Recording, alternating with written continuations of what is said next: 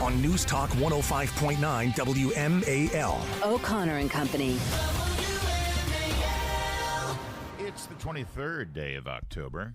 God, we're just charging along a week away from Halloweeny. Julie Gunlock, do you have your costume in order? Oh, absolutely. What are you dressing like this year? Oh, I usually put like I'll put a wig on or a hat or funny hat or something like that. Just like a regular day at the office. Just regular chores. When are you going to pick a new wig, by the way? I mean, it's nice and all, but coming up at 6:35, Virginia Senate candidate Ken Reed. I wonder if people realize we're going through systematically all of the candidates running for the Virginia offices coming up. Have they noticed? I hope they noticed. I hope so. Notice us, please. That's at 6:35. Ken Reed running for Senate. 7:05. Joe DeGeneva. A whole lot of news about Joe Biden's crooked behavior in the news. We got a money trail now. 7:35. Kevin Roberts from Heritage Foundation about linking Ukraine and Israel funding. 8:15. Trevor Maddich on the nightmare at the Meadowlands yesterday for the Commanders. And then at 8:35, Brent Bozell. It appears that there's a bias in the way the Hamas-Israel conflict is being reported in the media. Really? I'm shocked. It is incredibly shocking. That is all coming up. No bias here, though. Well, actually, there's a little bit of a bias. We're actually on the side of the good guys. Don't mind that. You know, the victims in all of this, the people who were slaughtered in cold blood, the innocents who were killed by racist, anti-Semitic terrorists. Why is this hard? It's so, I know. It's so obviously simple. Right. This isn't hard. No. Exactly. It's not complicated either. I know. But the real problem is that the entertainment industry is torn over the over the conflict. We're going to get that to you in a moment because it is kind of fascinating to see certain people in the media sort of waking up and saying, oh, maybe we're the baddies. Right. Wait a minute. Are we the baddies? I'm sorry. When we call other people anti-Semitic Nazis because they wear a red hat that says "Make America Great Again," were we a little misguided when we said that? We'll get that to you in a moment. Meanwhile, the U.S. is sending humanitarian aid to Gaza. We're promised by the Hamas leadership that the Gazans elected, by the way, let's just remind you, Yes. Hamas does not really represent the entirety of the Palestinian When they people run in out Gaza. into the streets and give out candy and cheer, that's just a handful of them, not everyone. They do. Hamas doesn't really represent the Palestinian people. Really? Oh, that's interesting. So who did the Palestinian people elect to represent them? Yeah. Hamas. Mm-hmm. So when it's like saying, anyway. Yeah. We've sent our second aid of convoy. 14 more trucks carried aid, according to the New York Times, into the enclave. They're calling it an enclave. I know. I love these words. Yeah. Late Sunday. And the Biden administration is urging Israel to delay and it seems to have worked because Israel did, in fact, delay, at least by one day, their tanks and vehicles rolling into Gaza to be able to actually sort the good from the bad. I like the way you started this out. 14 trucks going in of humanitarian aid, U.S. urging Israel to delay ground invasion. Hostages not mentioned. Yeah, no hostages at all. No, in fact, scanning. Nope. New York Times has ignored the they don't care. Hostages, just like the Biden administration. Toddlers. Let's not forget when we say hostages. These are babies, toddlers, children, pregnant saying, women, old ladies. Israel's ground invasion of Gaza. Well, Israel's trying to get their people back. Yes. Israel's trying to get our people back. Yes. For that matter. They're moving on our behalf to get our American hostages who are being held against their will. Can you imagine what those people are going through? Can you imagine the families? Your toddler is taking your babies, your mother, your old elderly mother. Yeah. The aid included water, food, and medical equipment. All the equipment was inspected by Israeli security personnel before it was brought into Gaza to make sure that it was just literally humanitarian aid because they're out of water and they're out of food and people are starving. And what's strange, and the reason they're out of water and they're out of food and they're out of electricity is because they rely on that from Israel, the country they just tried to annihilate. Right. And because Hamas does not use any money it gets to build roads or to build electric stations or to build They've water. Had nearly 20 years to create their own infrastructure right there, and they haven't been able to do it because their priority is killing Jews. That's right. And so, why don't they have water? Well, we've seen the video of them literally digging up their water pipes and turning them into rockets.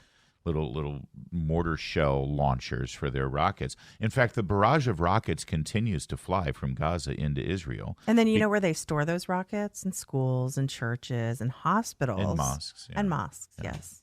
Of course. There's no lack of rockets in Gaza. There is a lack of water.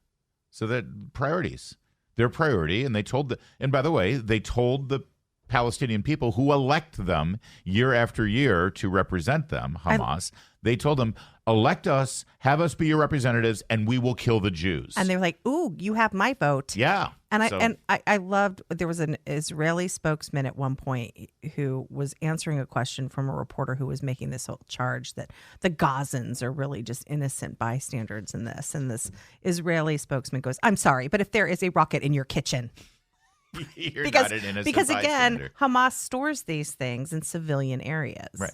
They're not totally innocent. So we have been telling our ally Israel, please wait, please wait, please wait. Let us get the humanitarian aid in there, and then you can destroy them, which makes no sense, of course. If the U.S.'s position is wait, wait, wait, what it means is after it's done waiting, it will say don't, don't, don't. Our position is that we don't want Israel to go in and defend themselves and find the bad guys and also rescue our good guys that are being held. That's it. This whole idea of delay, delay, delay. Then what? Then it's okay to roll in? At what point will it be okay? After they're well fed and make sure we feed they're them fully and give them hydrated, water. Right. then you can get what? That's the incoherent national security diplomatic position of the Biden administration. So that's what's going on in Gaza. Now, meanwhile, on the northern border, Hezbollah, of course, also funded by the Iranians. That's right. Which means, by extension, Joe Biden and your U.S. tax dollars. Hezbollah has now been launching their own barrage of rockets from the Golan Heights in Lebanon. And at the northern border, Israel, the IDF, is striking back. According to them, early this morning, the IDF said that they struck 4 Hezbollah terrorist cells right there on the Lebanese border and some of the group's infrastructure. So I guess that means their communications and such, including a military compound. This is according to Fox News reporting, breaking as dawn broke in Israel. That's what those latest skirmishes on the northern border. So here's Israel fighting Gaza, which just slaughtered over 1,000 of their people. And now we've got Hezbollah on the northern border. And our position is Israel stay in a box. Yeah. Makes a lot of sense. Meanwhile, the protests in Europe have been astounding. And finally, there are certain European leaders who are starting to step up and say, ooh, what did we do here when we, under the guise of bringing refugees in and opening up our borders and allowing people to come into our country? And cynically, I mean, many of them have had collective guilt that they had colonized the Middle East 100 years ago. And so it's like, well, we owe it to them to allow the refugees to come in here. So we'll go ahead and do that, number one. Number two, cynically, they wanted cheap labor.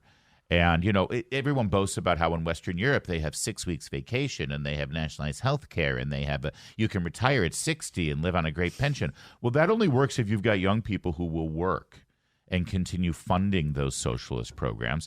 And, of course, the rich, spoiled French crybabies didn't want to do the kind of manual labor that would fund all of that largesse. So they imported labor. They migrants, as they like to call them. You know, you're seeing it on our southern border as well. And suddenly they've realized that those migrants that they've imported are all racist, radical, anti-Semitic monsters. So they're starting to recognize that. We're going to tell you about some of the demonstrations that are really turning heads in London. Well, and let's be clear. I think to some Europeans, being anti-Semitic is okay.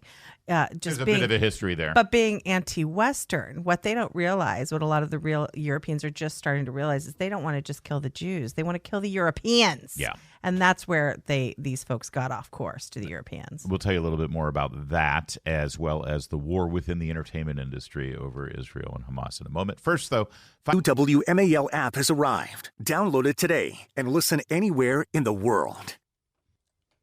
The U.S. and the European Union has designated Hamas as a terrorist organization, right? So there's no like guesswork about this. Hamas is a terrorist organization. This has been a longstanding policy of the West for years. And so when you see demonstrations in London, upwards to 100,000 demonstrating pro-Hamas, in favor of Hamas, it makes Western leaders say, wait a minute, they're literally protesting on behalf of a terror organization. Yeah. And it's obviously raising some eyebrows at the very least. London, but also, by the way, in Brooklyn as well, there were huge protests, not upwards to 100,000. But I think what's so chilling too is that they are protesting. They're sort of standing in solidarity with Hamas after Hamas did this incredible, violent act in Israel. I mean, it's not like, oh, it's just a Wednesday. We're gonna show our preference for Hamas. I mean, this is on the heels, and again, with Hamas still holding hostages, it's just so grotesque. It's hard to really wrap your head around it. Well, and they keep chanting this from the river to the sea, Palestine will be free, which is probably one of the most horrendous, despicable things you can mark, because the only way that happens is you murder all the Jews. Remember when dog whistle was a big, we're not hearing anything about dog whistles right now. Yeah. Also chanting "Free Palestine," which always makes me. I said, "Okay, define Palestine." So anytime, again, I have a standing offer, $20 cash I will give to any anchor on any television show who, when they have some pro-Hamas person on there, and they keep having them on, who talk about occupation or freeing Palestine, just say, please be specific. When you say Palestine, how does Israel fit into that exactly? Oh, two-state solution. Oh, really? Where will the borders be exactly? Please tell me. And they won't. Well, Israel can be there. We just want a right of return for any Palestinian to go. What do you mean return? First of all, where have they gone? They're there right now. They have voting rights. In fact, there are members of the Israeli parliament who are Palestinians. Find that anywhere else on the Middle East map. From the river to the sea and the occupation, what it means is destroy Israel. Yep. And I assure you, the only way Israel gets destroyed is if it is in a bloody war where millions of Jews die. That's what they want. Okay, sorry. I don't mean to yell at you. No.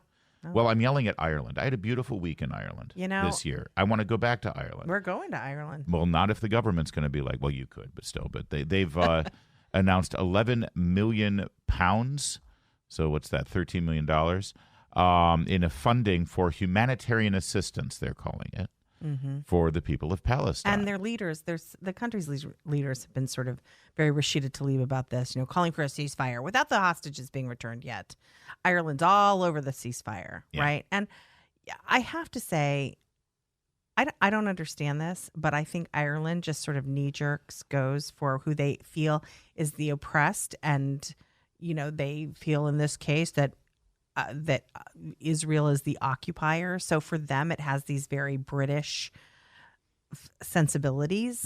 And that is why the Irish come down. I mean, it's awful. I hate that the Irish are being so pro Hamas essentially here. But I think that for them and their history, they are always for who they view is the occupied. And in this case, they consider that the Palestinians. It's, of course, ridiculous, but... Right. And I think it's important to point out that at this point, the state of Israel, they're not asking for funding. They're not asking for military support. They're not asking other nations for anything. People to stay out of their way. Stay out of our... This is our business. This is our business. Our people got murdered. We have a history of this. We know what to do. It's the whole reason why the Israel state exists, is because they know a thing or two about genocide. Yeah. And butchering. All right, coming up, what's going on here, though? There's polls taken now of the American sentiment. Whose side are the American people on? Well, you'll be happy to hear what the polls suggest, except when Muslim Americans are polled. And then it's a little more disconcerting. We'll tell you in a moment. It's 5:21. Remember the movie Munich, the Steven Spielberg movie? Of course. Great movie, harrowing, not a feel-good movie necessarily, a tough one, but it was about an elite squad of counter-terrorist assassins that Golda Meir had set up and launched to go hunt down every single terrorist who killed. Yeah, it was a feel-good movie. That part of it was the feel-good part. Like Hallmark. To hunt down every single terrorist from the 1972 Munich Olympics when this is the thing. This has been going on for decades. I know. Yeah. The freaking PLO or whoever it was that engineered that terror attacks, where they took athletes hostage, held them for a week during the Olympics, and then murdered them at the airport as they were trying to do a ransom swap. And so these assassins track them down all across Europe and kill them one by one. Yep. The Gabriel Allon series of books written by Daniel Silva is based on one of those assassins. It's a great character. Basically, Netanyahu has done that. He's got an elite squadron of special operators within the IDF, within Mossad, and they have been charged to hunt them down. The hunt begins now. Yeah. And the terrorists and those who engineered this will meet their maker in their own special way with their 72 raisins. Yeah, this is the only time Hollywood will pay attention. There's a whole series of movies that are soon to come out about this. This is the only time Hollywood cares about this stuff. Yeah, we'll see how many of them are actually, because even Spielberg had a little bit of equivocation in that. Yeah. It's like, it's all death. No, some death is righteous and That's some right. death is an aberration And again, to God. the Israelis have always had never again. Well, this is one more never again moment. So how do the American people feel about this? Polling USA asked the question, Hamas was justified in attacking Israel as part of their struggle for a Palestinian state. That was the question.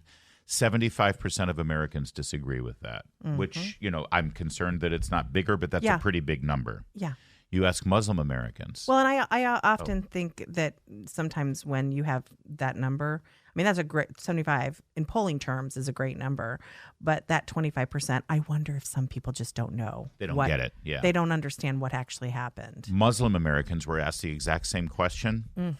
58% of Muslims who live in America agree that Hamas was justified in that attack. That's disturbing. Yeah, it is disturbing. To say the least.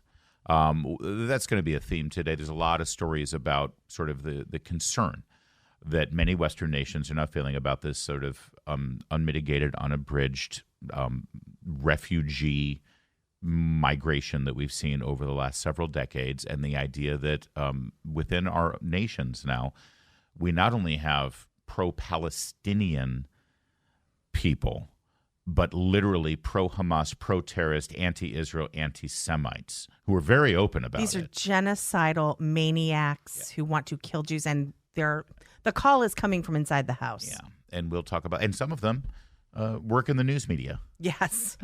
Next up, Hollywood actors starting to see that their leadership is on the wrong side of this issue. We'll tell you about it next. It's 5:30. WMAL-FM, Woodbridge, Washington, a Cumulus media station.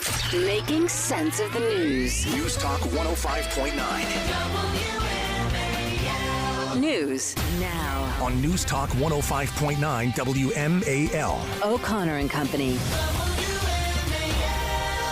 It's 5:36 on this Monday morning. Thanks for joining us here at 6:35. Virginia Senate candidate Ken Reed will join us, talk about his campaign as the election day nears in Virginia. 7:05, Joe DeGenova will be here. 7:35, Dr. Kevin Roberts of Heritage Foundation.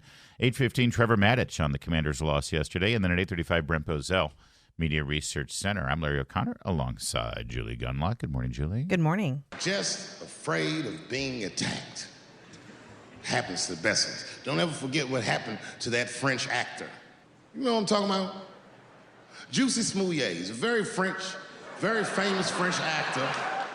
We like Dave Chappelle. He's funny. Yeah. He's politically incorrect. Yeah. And he's pushed the boundaries on issues, all issues really, but lately he was sort of politically incorrect in his criticism of Juicy Smollett, as you just heard, as well as the trans issues and things like that. Yeah.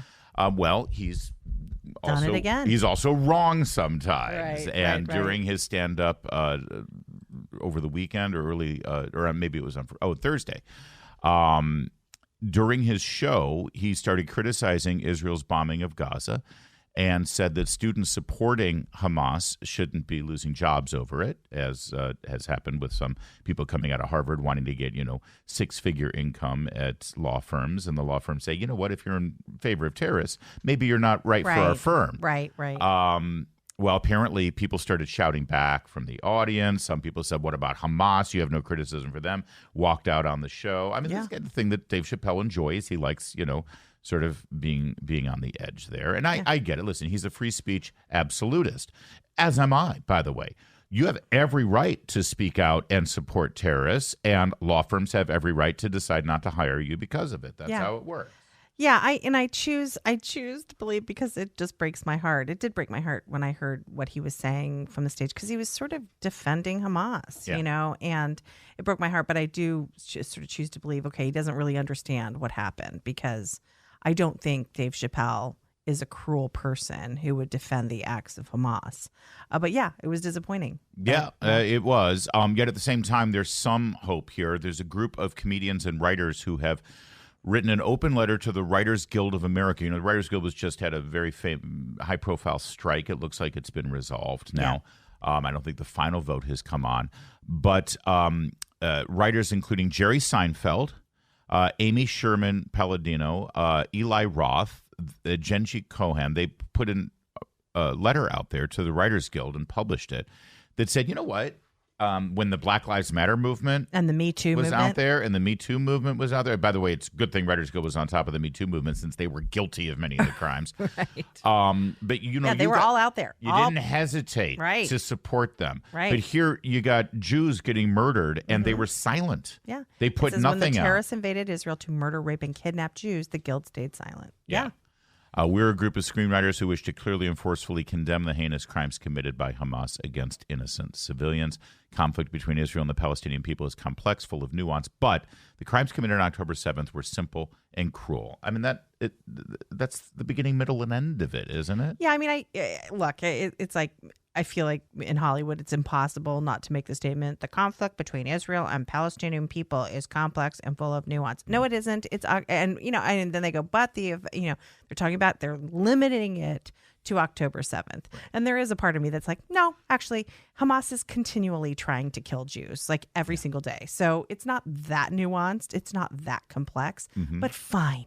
This is the best we're going to do in Hollywood. Well, and Alyssa Milano seems to be fine with the killing, murder, and rape of people. She has her own open letter for artists' call for ceasefire now. Has Alyssa Milano ever been on the right side of any issue? Never. Yeah. We come together as artists and advocates, but most importantly as human beings witnessing the devastating loss of lives and unfolding horrors in Israel and Palestine. So this is the equivocation argument. Yeah. Everybody needs to cease fire. So in other words, you've been punched in the face. Don't you dare punch back. Yeah. That's artists. And it's Alyssa Milano, Wanda Sykes, Joaquin Phoenix. The worst people. Sandra Oh. Jon Stewart, Margaret Cho, Andrew Garfield. Yeah. America Ferrera. The dumbest basically people on the planet. The lineup at every DNC convention. Yeah. You know what's so interesting, though, is if these people, these idiots who wrote this letter, like Alyssa Milano, ever went to the border and went into one of these communities that was invaded, these were probably people politically aligned with her. Many of them were peace workers. Many of them sort of advocated on the part of people living in Gaza. Many of these people were much more on the left. They were musicians and artists, and yet she can't find it in herself to even defend these people that she would agree with politically. It's just, again, I think I do chalk it up because there is a part of me that is just so angry, but I think these people are truly stupid. What was your comment on X.com? Yeah, the dumbest people on the planet weigh in. I mean, I don't think they know. Well, they're certainly moral idiots, that's for sure. We stand for freedom, justice, dignity, and peace for all people in a deep desire to stop more bloodshed. Well, there wouldn't have been bloodshed. There wouldn't have been any bloodshed at all if Hamas and the terrorists didn't actually go and shed blood. Yeah. And where was this letter, the day after? It's amazing how they can mobilize the second our ally starts to actually retaliate. Did any of these people? Where was the mobilization in the days after? Where is the mobilization for the hostages still being held? Yeah. For the toddlers and babies and elderly? And I mean, I always feel like I list these, and men being held in Gaza who are innocent civilians.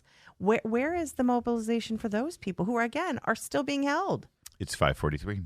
Now, on Friday, we told you about this picture that Greta Thunberg and 3 of her pals put out on social media where they were all standing with Gaza, although I do like one that said, climate justice now, with the Palestinian flags there, because the Palestinian people have long been against, carbon emissions or something. Right.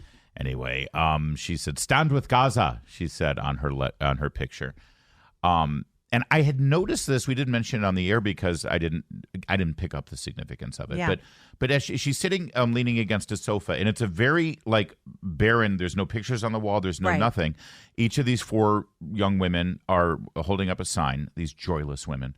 Yes. And yet are they women? Over Greta's shoulder, on the arm of the sofa, is a little stuffed octopus, like a little baby octopus. Yeah, squishy.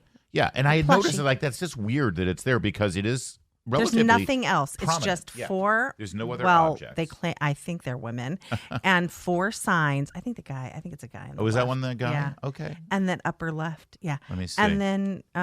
Oh, yeah, just a I've very seen an long-haired Adam's apple. dude. Adam's Okay. apple. I mean, who knows what he Yeah. identifies as? And their signs. But the And again, octopus. there's yeah. only this little plushy octopus. Right. So an octopus is. You know what? Is that the back of the chair, or is that the woman's knee? Like she's holding her leg up in the Funny, back. I thought it was the back of the chair, but you're right. It might be the knee. It is on her leg. So it was obvious. It was very purposefully put there. The octopus, or a multi-armed kraken-type monster, has long been used by anti-Semites. It started with the Nazis, showing how Jews take over Have the their world. tentacles They have their tentacles everywhere. all over Right, the place. right. And so somebody pointed this out and said, interesting that you would put an octopus right there in this so-called pro-Gaza, pro-Palestinian thing. She deleted her post and she said, And then reposted without the octopus. right.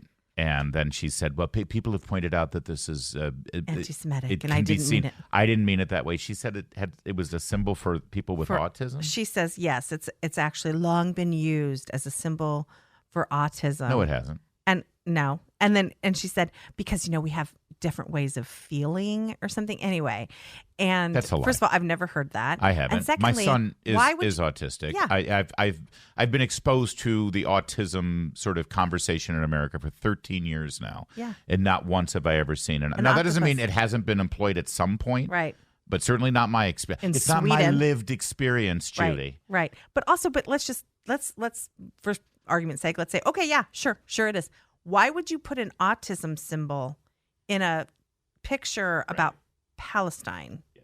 So it's a bit of a reach. And I suspect that someone, maybe not Greta, put it in there as a dog whistle. Remember, we always loved those. Oh, yes, the word dog whistle. There were dog whistles. When Trump was elected, there were dog whistles everywhere. Now, dog whistles don't exist. Those poor dogs. Yes. Anyway, so I will say also, you mentioned this.